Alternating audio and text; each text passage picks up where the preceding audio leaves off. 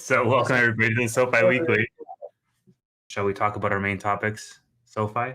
Can we start with price prediction first? Who was closest on that? Okay. I see where you want to go. Let me pull up a tweet for you, Roy. Somehow I knew you would be talking about this. Look at this performance right here.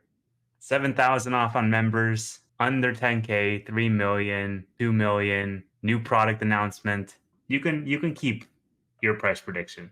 Okay. And EPS. You had 1 cent EPS? Yeah. That was So- all. Everything else. I mean, products, we were all right around the same too. Just it's 1.5 times, a little bit less. But all of us were kind of in the same ballpark, and it was better than we all expected. Qualitative things that were not amazing that I didn't like, and the tech platform, which we can talk about later. But overall, I thought it was a very good set of numbers. I think you guys thought the quarter was a little bit better than me, Tevis and Tannor. Steve, what did you think as far as the earnings? Dropped an article today and said it was a mic drop quarter. So Yeah. obviously I think it was freaking great. I'm not concerned with the tech platform because the tech platform is going to take the most amount of time to play out. They're in RFPs that don't take a week, that don't take a month, that could take a year or two. These are very long-term catalysts.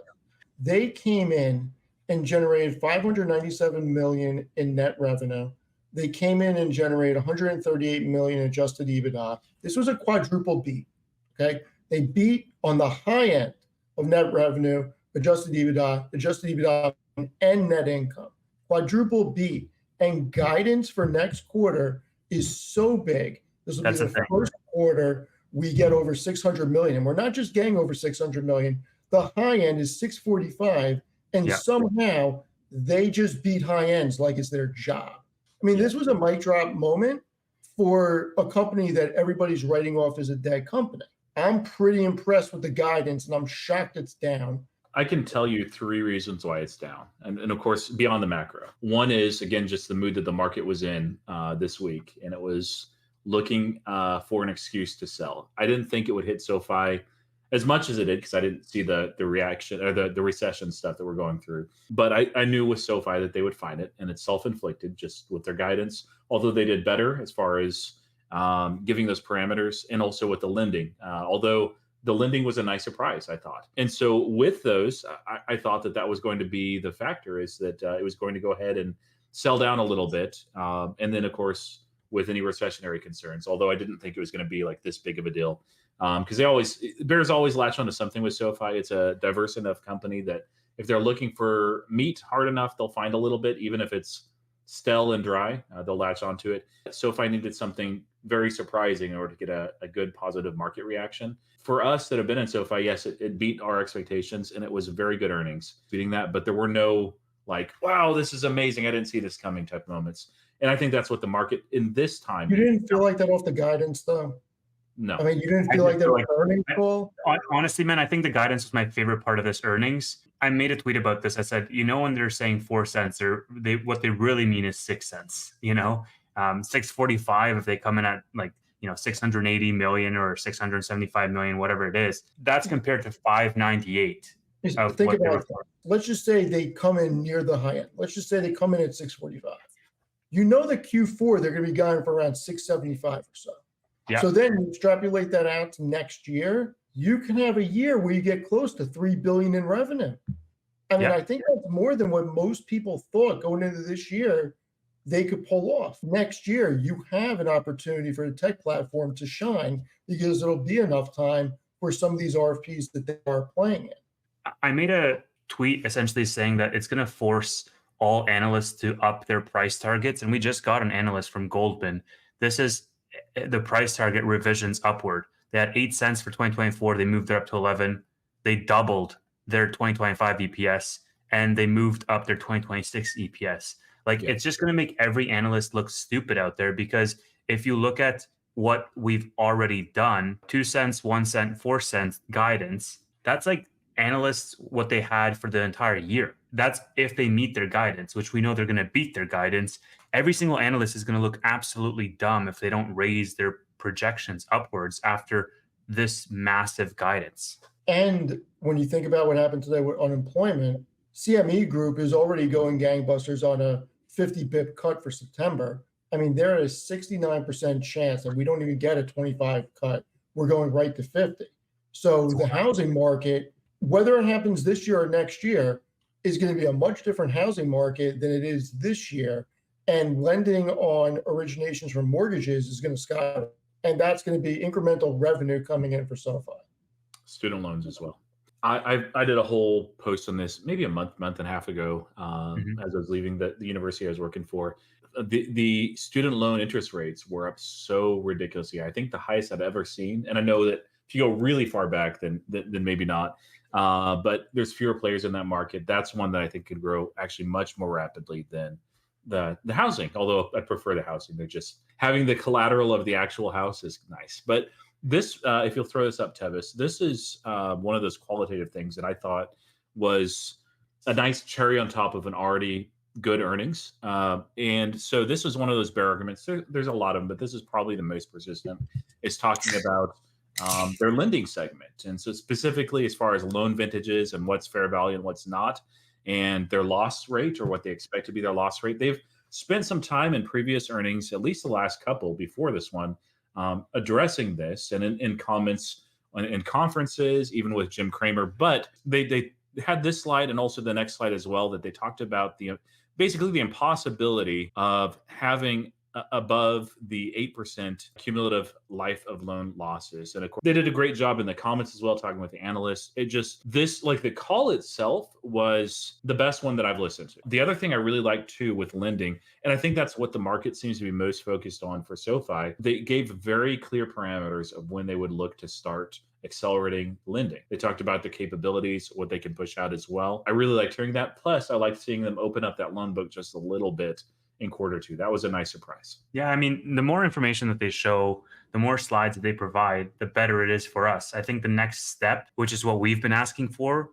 on this show for quite a while, is more information on the tech platform, because it gives us something to sink our teeth in for what we can expect, what those cohorts look like, what is the distribution between financial versus non-financial clients. But at the same time, with the tech platform, which was the weakest part of the call, that is now their smallest business segment, right? Like financial services did 176 million, lending platform is like double that. Tech platform didn't even break 100 million, right? Bears will say that, oh, well, see, we told you it's just a bank. And the bulls, I mean, like what I was saying was that it doesn't really matter in the short term, because the AWS of fintech thesis is really a long-term thesis. It's not something that's going to get proven out this quarter or next quarter. Financial services was losing money for quite some time, and now it's generating capital. The growth rate on this is great, and it doesn't seem like this is going to stop. The tech platform, I think, is a long-term thing, and there's other aspects that SoFi can get into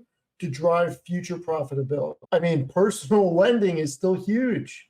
It's still driving everything. Student loans are nowhere near where they used to be. Homes, that's still stuck in the rudders. Next year could look very different, where student loans gets back to around 1.5 to 2 billion in originations.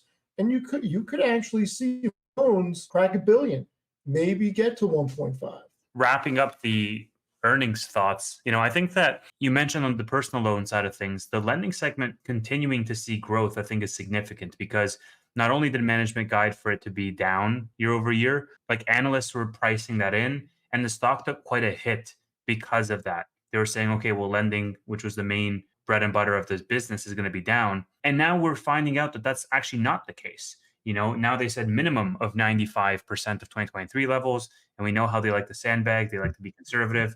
Probably lending is going to be flat. I mean, I said this all the way back in January, how I think lending is going to be up single digits year over year, because they're actually going to be much better than they forecasted. And now it's finally materializing for the market to say, oh, wait a minute, lending is growing. What was it, 12%, something like that? When rates fall, like student loans doubled in origination, something like that. I think lending is still going to show strength. Financial services is the thing that's going to surprise everybody. And so in that context, I think for the tech platform to be slower, I'm fine with that. We really should have more information about their card processing and all those things.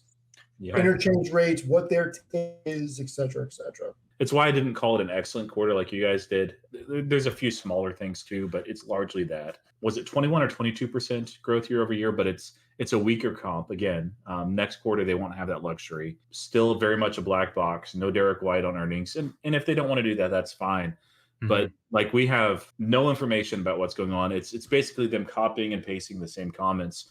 And I understand large sell cycle, but having no information on it, that's not helpful.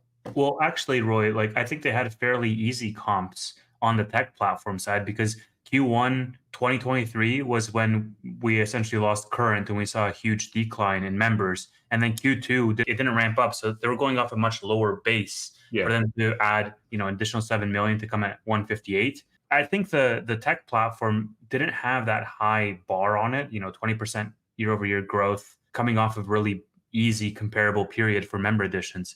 One thing I will say though, looking forward to Q3, and I mean, you're going to hear me reiterate this as we get closer, that is going to be a really tough comparable quarter Yes. because that was the Taylor Swift quarter.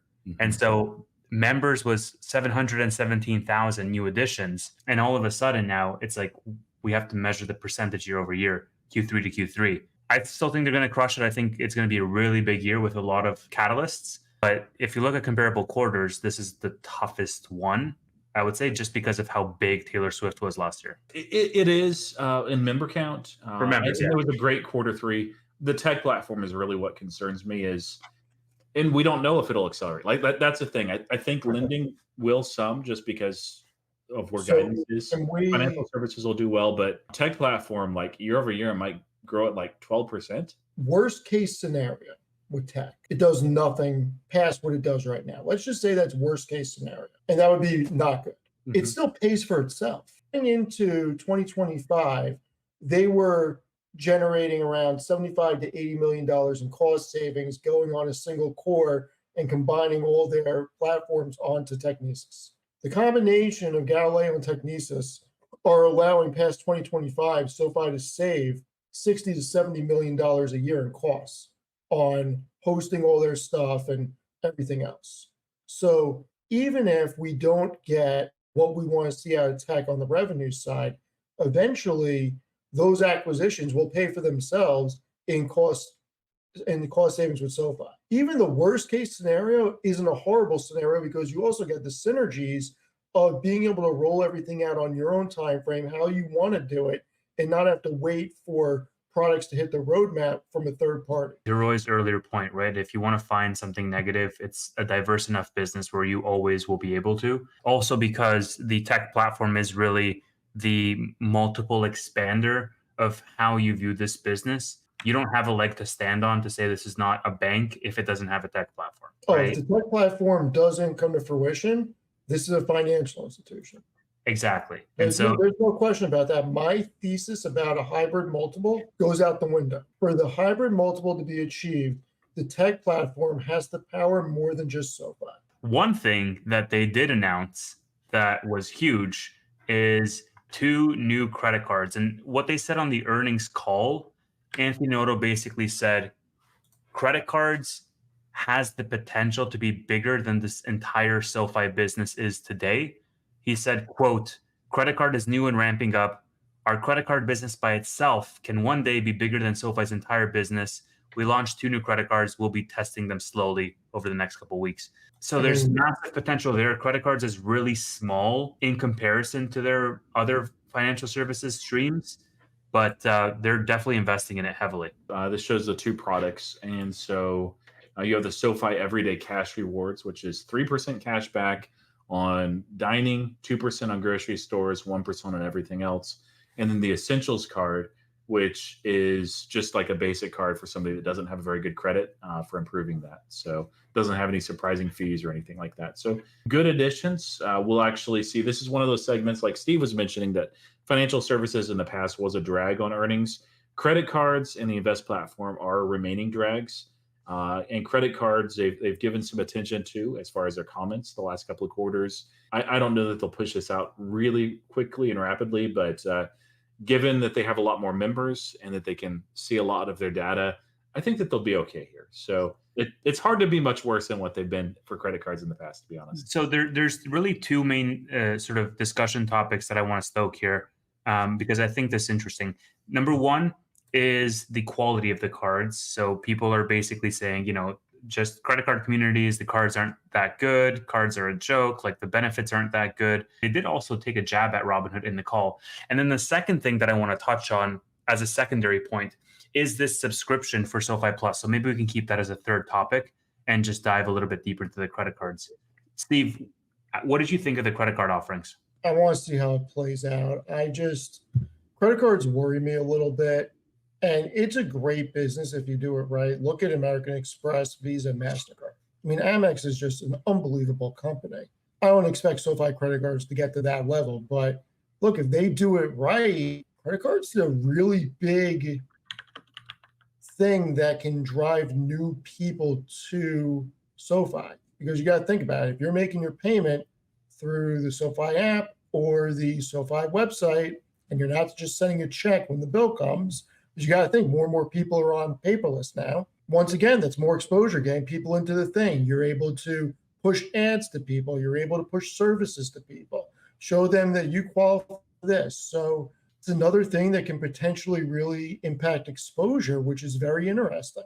So the way that I see credit cards, right, it's a balancing act between really shitty rewards, which is really great for the business, or really amazing rewards, which is a money drag, a money Yeah, loser for I the mean, business. look, I am not signing up credit cards. I don't want SoFi paying me any rewards because I don't want them paying me. I'd rather that money going into the business because I'd rather have Visa payment. You know what I mean? Like it worries me because if you get too crazy with the rewards and everything, that does become a big cash outlay at some point. The reason why I sort of harp on that point is because I'm just seeing all of the comments flood in of people saying the benefits are not good, of people saying, the cards are mediocre, that they're not really going to try them, or that they're not enticing enough for people to Yeah, I switch mean, over. look, go to NerdWallet. Look, if you use Amazon a lot, there Mhm. is a credit card that I think gives 4 or 5% back on Amazon purchases. 5, yeah. And Just got it. if you go to NerdWallet and you put in like what you use the most, they'll show you what card. Now, I haven't done that. I have the same card I've had for 20 or 25 years, something like that. It's crazy. But you have a lot of cards that are geared towards certain things, whether you want cash back, travel, cards that give you access to lounges, Amazon. So Well, so this is 2% may not be enough. 3% may not be enough to this entice is the way I see it, right? Like if I'm doing the devil's advocate argument, on one hand, I can say, okay, well, I'm happy as an investor that the benefits are mediocre because I know that they're not going to lose an arm and a leg on the credit card benefits. On the other hand, I can say, well, if they're not enticing enough to move everybody over, this is not going to be a needle mover for the business. I agree. I mean, look, how many people are actually just going to sign up for another credit card just to sign up for another credit card?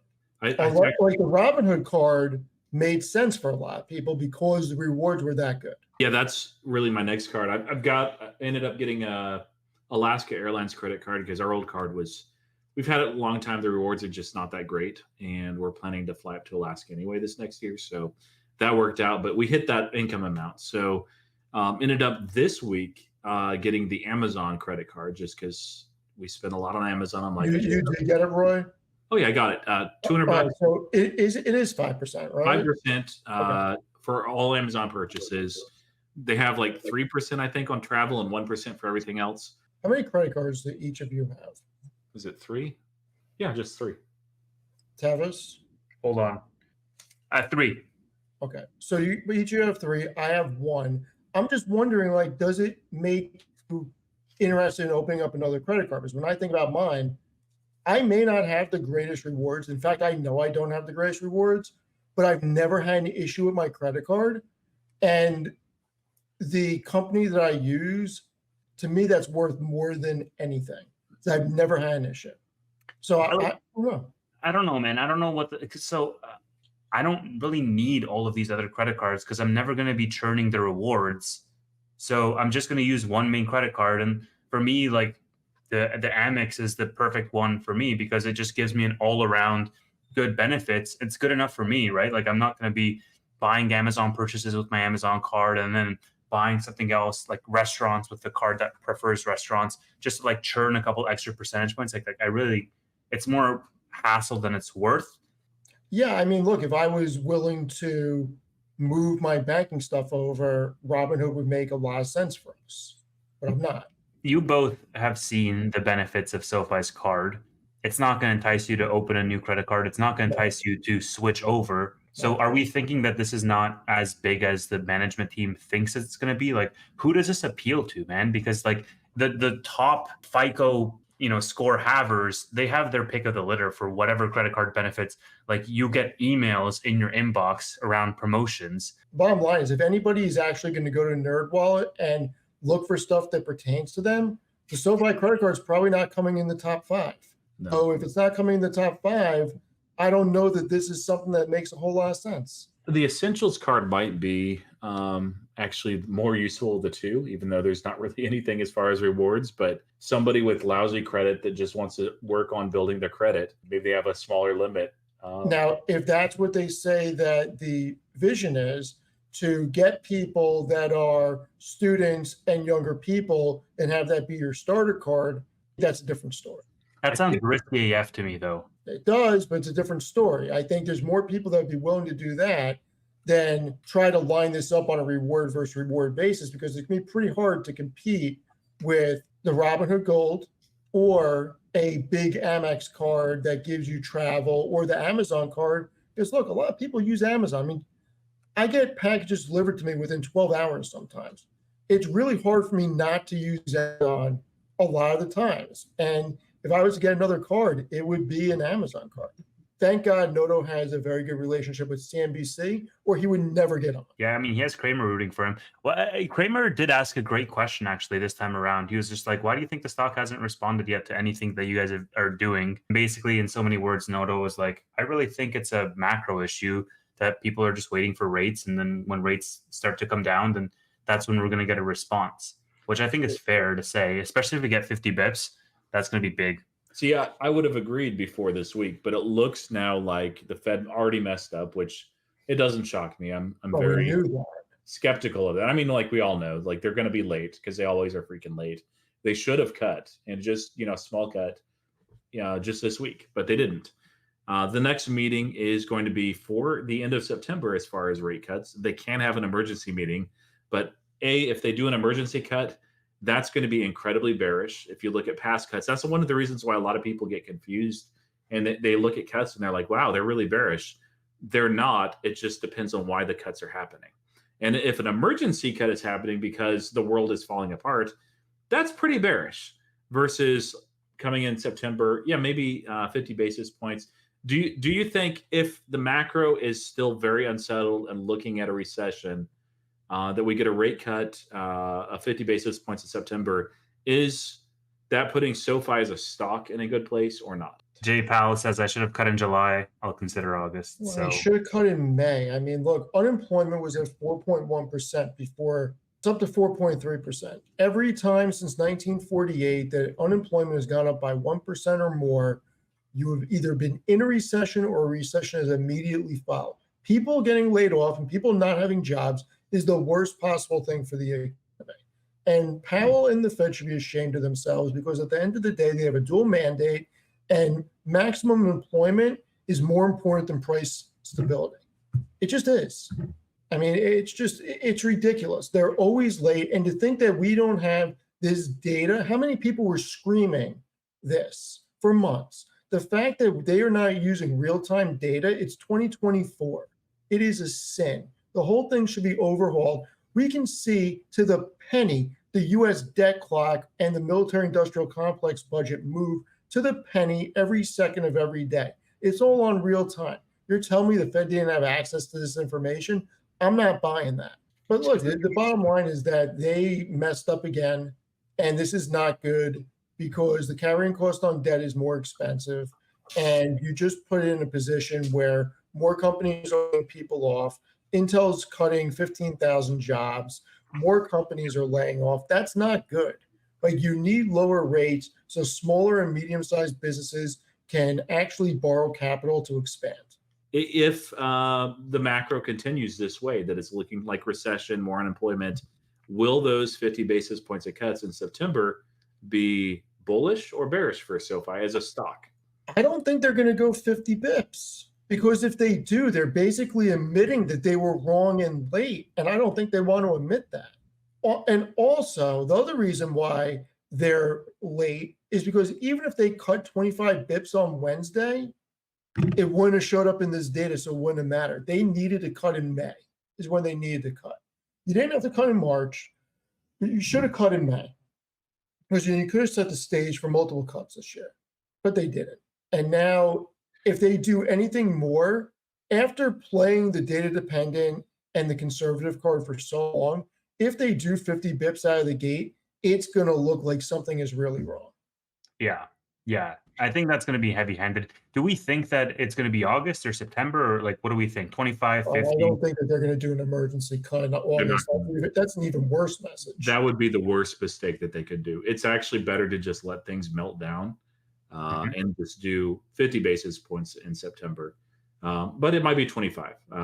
Either way, they're way late right now. They are like 6 months late on cuts. They should have done a very small cut, mostly symbolic, waited a little bit, and another small cut, and then waited a little bit and another small cut. That we'd be already at 50 basis points reduced by now. I mean, right now, the big problem is they don't have a choice except September, and that's another 50 days away. That unemployment's going to keep going up based on the trend.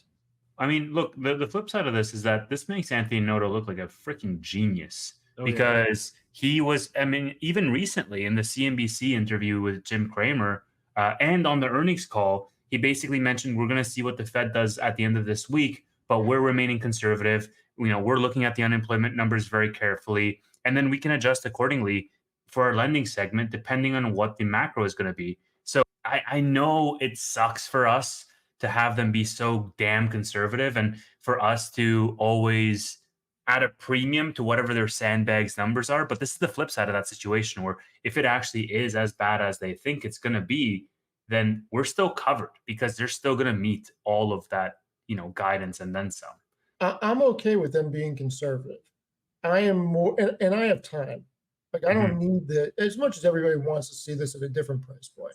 As much as everybody wants to see this go up, I'm looking at it as I have time for this investment to mature. I want the right thing to happen for the US economy and for Americans. The Fed is not on Team America at the moment. It's just crazy. I don't understand what they're doing. Unemployment going up is not good. Let the free market sort out. If you're worried about price stability, how about a little bit less regulation? Let the free markets handle it, and you'll have more competition, and prices will work themselves out. I think that they've been too restrictive on this.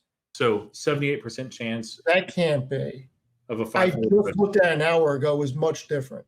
I still have it up. September 18th, I have 69% at 475 to 500. Refresh. This was an hour and a half ago. They couldn't have just flopped like that so quickly. It's uncertainty in the market, and markets don't like that. They don't like This is from like an hour and a half ago. I was looking at this before we went live. It's insane. That's insanity. Now let me refresh. Yeah, unbelievable. Why doesn't SoFi market their vision of becoming the AWS of fintech more? After all, that's why most are invested, in my opinion. I agree. People forget why they acquired Technesis, why they acquired Galileo, why they built out a single core platform, multi-tenant, and the capabilities. People forget about the cost savings because the only time they talked about was during the Technesis acquisition. They have not talked about it since. And I have to keep going back to that investor deck when I want to cite it. They really need, I wish they would bring Derek White onto the SoFi earnings calls, give him 3 to 5 minutes, and have him really articulate it because it is powerful. And they should be breaking out the different things with Galileo, and they really should explain better. There was a great Noto interview with one of the analysts from Bank of America where he went through everything, but they don't go through it in depth enough on these conference calls. And quite honestly, they really do need to win a big client. I mean, a big client that they can actually name drop, that it's like a sexy logo. Yes. But I think that the reason why they don't talk about the AWS of fintech enough is because the revenue as a percentage of the total revenue does not justify it. And it's such a long dated target for them to achieve that analysts will give. It's like Tesla talking about the Optimus bot being the biggest driver of their business. Nobody's going to give you the benefit of the doubt or price that into their models at all because there's a lot of execution risk that's baked into that. And so once we have everything playing out with lending, once we have everything playing out with financial services and the business is more diversified and they start landing more, big clients, then we can start to talk about hybrid multiples and AWS of fintech. But that's a few years away still. We have an idea of, as far as the TAM, how big that could be, but yeah, like when that actually starts landing. I mean, we know it's going to be several quarters at a very minimum. They mentioned on the press release, man, they were like, the tech platform we expected to do mid to high teens in terms of the growth.